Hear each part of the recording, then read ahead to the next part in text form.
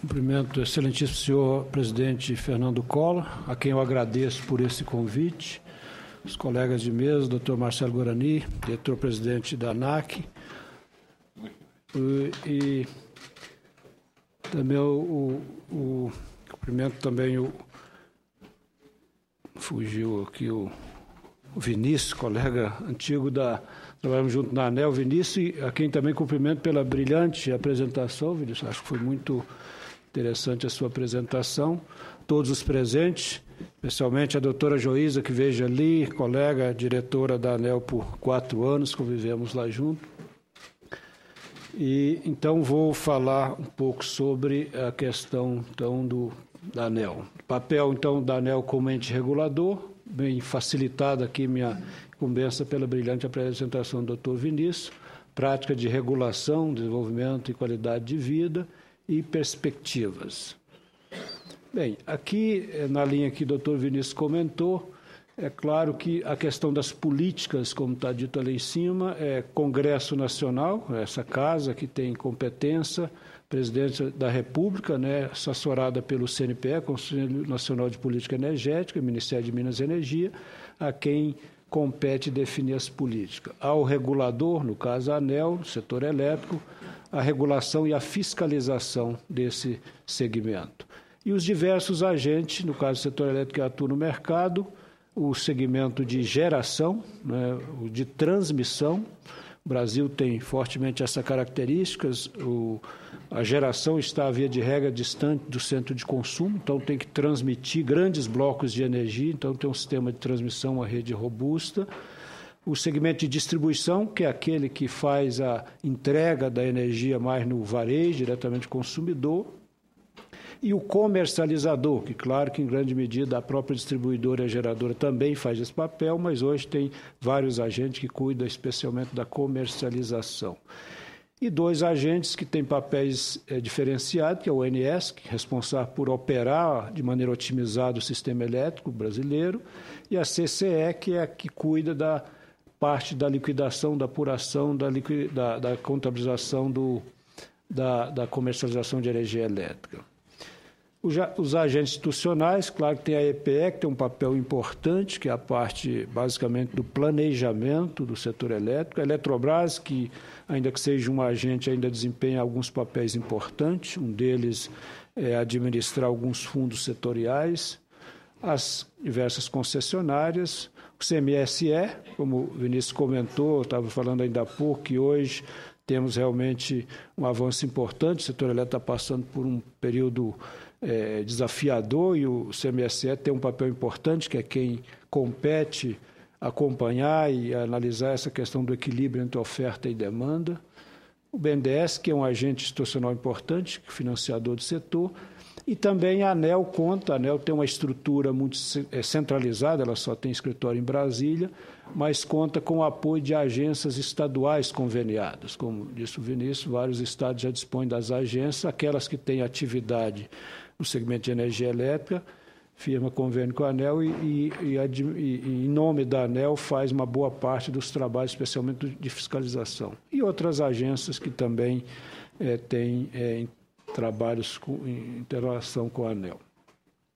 Bem, então, a competência da ANEEL, a regulação, onde necessário, sob previsão legal. Quer dizer, a regulação tem essa característica. Garantir tarifa justa, a tal modicidade tarifária, não é necessariamente a tarifa mais baixa, a tarifa que equilibra os interesses, como bem colocou o Vinícius, dos prestadores de serviço e do usuário do serviço, é estimular a competição em condições leais, assegurar a universalização do serviço. Quer dizer, o serviço de energia elétrica é o serviço talvez o mais universalizado, mas ainda temos alguns desafios em alguns estados para ampliar essa universalização. O papel da fiscalização, que ela deve ser, no nosso modo de ver, assim que está na nossa legislação, mais orientativa e preventiva e punitiva, só em último caso, só se necessário. Zelar pela qualidade do serviço é uma questão muito relevante, quer dizer, não adianta ter modicidade, tarifa baixa se o serviço não for de boa qualidade, e exigir os investimentos necessários. Em alguns casos, é exigir mesmo que a distribuidora, por exemplo, tenha papel importante de atender uma determinada área de concessão, monopólio natural, então ela tem que fazer os investimentos necessários para garantir essa prestação de serviço no padrão adequado. Uma outra competência da ANEEL, que é a mediação, que é arbitrar conflito entre os diversos agentes e consumidores, é um papel também que não aparece muito, mas a ANEEL exerce plenamente esse papel. E os leilões que a ANEEL realiza, né, sob delegação do poder concedente. Essa não é uma competência originária, mas a ANEEL, em nome do poder concedente, por delegação, realiza os leilões de acordo com as diretrizes emanadas desse poder concedente. Aí a nossa missão, que é proporcionar condições favoráveis para que o mercado de energia elétrica se desenvolva com equilíbrio entre os agentes, é a essência do órgão regulador, e em benefício da sociedade. Quer dizer, toda a estrutura, todo o desenho do setor elétrico tem uma razão de ser, o consumidor, o usuário do serviço. Prática de regulação, processo decisório, como também o Vinícius colocou, as agências de modo geral, mas falando da ANEEL em particular, é uma diretoria em regime colegiado, é composta por um diretor-geral e mais 4 diretores, todas as decisões são tomadas por esse colegiado. As nossas reuniões, já de muito tempo, são reuniões públicas, né, num auditório que tem lá na ANEEL, podendo as pessoas participarem, fazer sustentação oral, se envolverem na discussão quando tem interesse legítimo e, inclusive, transmitida via web. O diretor relator, ele é sorteado de uma maneira absolutamente aleatória, esse sorteio, então ele é sorteado para relatar o processo, que leva a sua opinião, a sua proposta ao colegiado depois da instrução do processo, que tem todo o embasamento técnico e jurídico. A ampla defesa, evidentemente, qualquer processo deve ser observado, que no caso da ANEEL isso é absolutamente garantido. Bem, a regulamentar próprio, com base na Lei 9.784, a clareza, a transparência e publicidade dos atos. A gente entende que observa tudo isso. Claro que sempre há espaço para aperfeiçoar.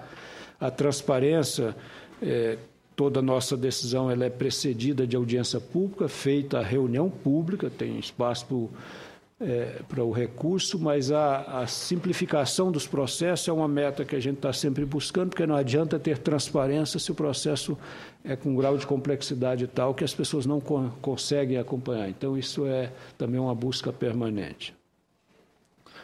Quer dizer, então aí é observado os direitos e os deveres. O Código de Ética, quer dizer, é uma questão que a ANEEL também sempre teve presente, preocupada, desde que foi constituída. Estive lá como Vinícius, a oportunidade de participar desde o início da agência, da sua concepção, da criação, da estrutura inicial, sempre esteve presente essa questão da consolidar uma prática, um código de ética, e que nós temos isso desde o começo da ANEEL.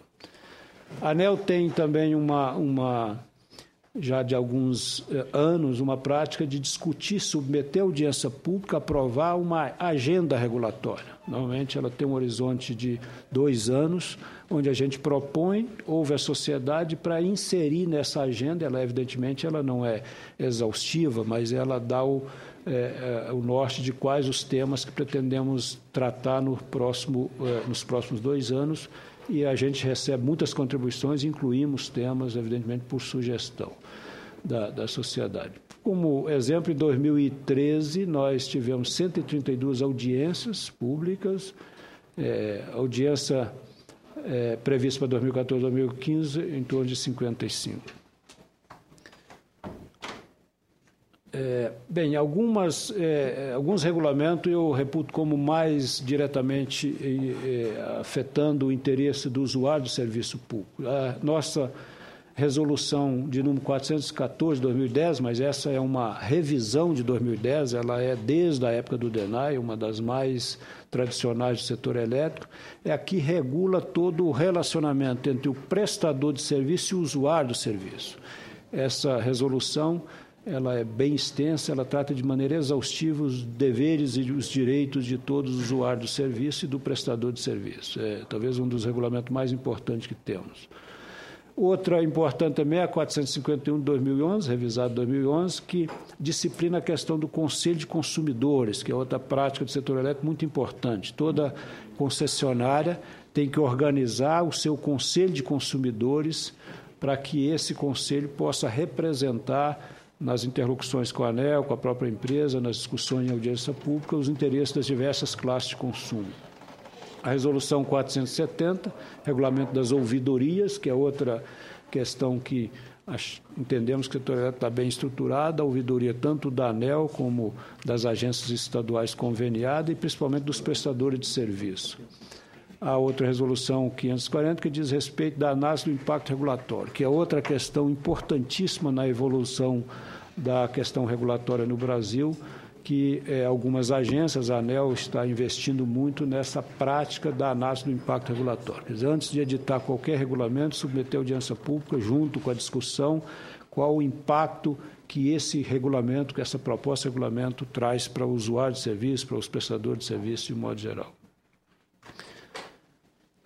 Bem, aqui um exemplo que discutimos bastante na revisão dessa Resolução 414, nas audiências públicas que a gente faz e fazemos essas audiências quando diz respeito ao processo tarifário, de maneira descentralizada, normalmente na principal cidade da área de concessão daquela concessionária, tem no Brasil hoje em torno de 63 concessionárias, mais um conjunto grande de permissionárias.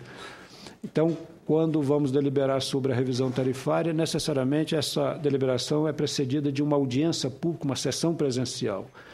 E uma reclamação muito presente era sempre aquela dificuldade de acessar a concessionária. E um pleito que foi formulado é que os usuários gostariam de ter uma oportunidade de ter um atendimento presencial, além desse telefone, do atendimento telefônico presencial. A ANEEL avaliou, entendeu que esse impacto era absolutamente desprezível do seu ponto de vista do impacto na tarifa, então determinou essa providência para que todas as distribuidoras tenham em cada município tem um atendimento presencial, algo que foi uma reclamação da sociedade que esse regulamento refletiu. A questão do atendimento telefônico, né, já coloquei, a ouvidoria no setor elétrico, a ANEEL coloca, inclusive, parâmetros até mais rigorosos do que o próprio decreto estabelece e, na nossa avaliação, essa questão da ouvidoria no setor elétrico, de modo geral, tanto na ANEEL como nas agências estaduais como nas empresas, eles têm um bom desempenho. Outro ponto importante, além daquele atendimento às condições gerais de fornecimento, que é a questão do ressarcimento quando algum problema em termos do fornecimento de energia elétrica, algum acidente, pode causar algum problema, queima de equipamentos eletroeletrônicos. Então, a ANEEL tem uma disciplina de como esse usuário do serviço que foi afetado, que foi prejudicado por esse acidente, deve reclamar e ter satisfeito o seu direito de ter esse dano reparado pela concessionária.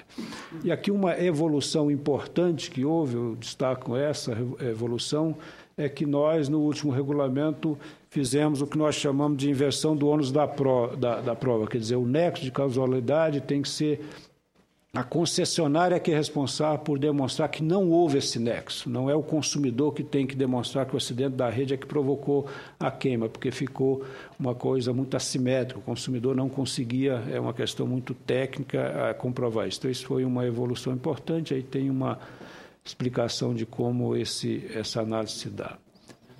Bem, a questão dos indicadores de qualidade, que é um ponto importante na questão da qualidade do serviço prestado.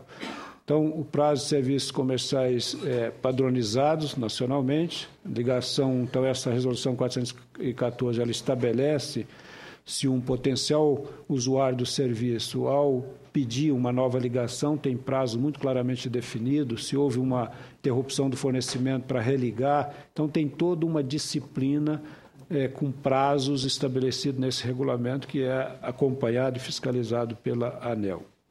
E uma das características que nós colocamos nesse regulamento é que, se o consumidor não for atendido naquele prazo do regulamento, sem prejuízo da fiscalização e das punições que essa empresa está sujeita, a empresa é obrigada a compensar na própria conta do consumidor aquele prejuízo causado por essa demora, ou seja, o próprio consumidor é, de alguma maneira, ressarcido por aquele prejuízo por não atender aos prazos estabelecidos. Bem, as penalidades para a distribuidora em caso de inobservância dos limites, que eu já comentei que é assim ressarcido. Bem, a ANEEL também realiza anualmente uma ampla pesquisa para saber, sob a perspectiva do usuário do serviço, que é a que mais importa, como ele avalia, qual é a percepção dele em relação à qualidade do serviço, o grau de satisfação desse consumidor com o serviço de energia elétrica. Aqui eu não comparei com outro segmento, mas, via de regra, o serviço de energia elétrica está entre os melhor avaliados. E aí tem uma trajetória, aí uma comparação desde 2000. Infelizmente, a partir de 2009, notamos ali uma queda, vamos dizer assim, em termos da satisfação percebida pelo consumidor. Isso, naturalmente, a ANEEL está atenta e usa esse insumo como elemento para melhorar o seu regulamento, a sua fiscalização, a cobrança dessa percepção da melhoria da prestação de serviço e, portanto, a melhor percepção do consumidor.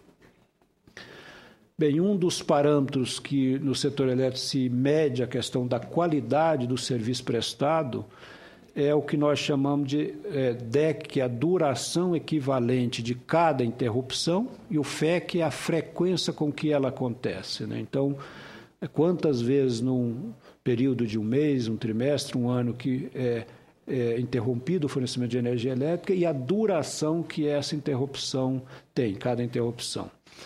E ali as barras são os prazos verificados, né, a frequência e a duração dessas interrupções, desde 2000 até 2013, ali é uma média global Brasil. O azul, então, é o DEC, ou seja, a duração com que essas interrupções tiveram, e o laranja ali é a frequência com que elas acontecem, né? E a curva ali, a linha azul também é o limite que a ANEEL estabelece contratualmente em regulamento, qual é o limite, a tolerância, tanto da duração como da frequência. Dá para notar que, com relação à frequência, o apurado tem se mantido dentro dos limites, é uma média, mas a duração, a partir de 2009, a barra já tocou ali no limite, portanto, tem também merecido uma atenção para a ANEEL para fiscalizar, regular e apontar na direção da melhoria dessa questão. Notam que o limite ele é decrescente, ou seja, tem uma sinalização de melhoria contínua do serviço, mas o apurado, no caso do DEC, ele também tem estado num patamar acima do limite, portanto, não tem observado essa sinalização. Bem, outra questão que é a compensação por violação desses limites. Quer dizer, a ANEEL também evoluiu nessa regulação de que até 2009, quando a empresa transgredia aqueles limites, ela era punida, multada. Só que essa multa vai para um fundo setorial, fica distante de retornar para a própria concessão ou para o consumidor o benefício, digamos assim, ou a compensação por esse não atendimento da qualidade do serviço. A partir de 2010, a concessionária é obrigada a compensar diretamente ao consumidor também. Então, na conta da energia elétrica de cada um de nós, consumidores, tem lá um quadrinho que mostra qual é o limite do DEC-FEC, lá chama de FIC, que é o individual, o ID individual, do limite individual de cada unidade consumidora, qual é o limite admitido tanto para o DEC como o FEC, e qual é o apurado. E aí, quando transgride, ela tem que compensar no mês seguinte. O senhor permite, presidente, estou terminando. O processo, análise do impacto regulatório, que eu já comentei um pouco mais atrás, a ANEEL, então, está buscando aperfeiçoar a nossa prática regulatória, implementando essa questão do regulatório. Aqui tem só uma menção de um trabalho que foi feito pelo TCU, buscando essa questão de avaliar a governança regulatória no Brasil, e ele fez uma menção reconhecendo aí esse esforço da ANEEL na questão da transparência do processo das práticas regulatórias. E aqui Passo rapidamente, vou deixar o material, a tarifa, algumas coisas que a ANEEL tem evoluído nesse regulamento, uma chamada tarifa branca, que já está aprovada, depende do Inmetro homologar os medidores, mas é uma tarifa que vai permitir que o consumidor possa melhor gerir a sua carga, o seu uso, consumindo no horário que a tarifa tem um sinal mais barato, portanto, favorece a gestão do sistema elétrico. Um regulamento também que publicamos ontem, que é o pré-pagamento, quer dizer, não é nada imposto, é mais uma alternativa que é colocada à disposição do consumidor e é absolutamente voluntário o consumidor aderir ou não a essa modalidade de pré-pagamento. Entendemos que é um avanço importante, é uma prática já adotada em vários outros países, e o Brasil também evoluiu no sentido de ter esse regulamento aprovado. Ele também não é colocado em prática imediatamente, que também depende da homologação desse sistema pelo Inmetro.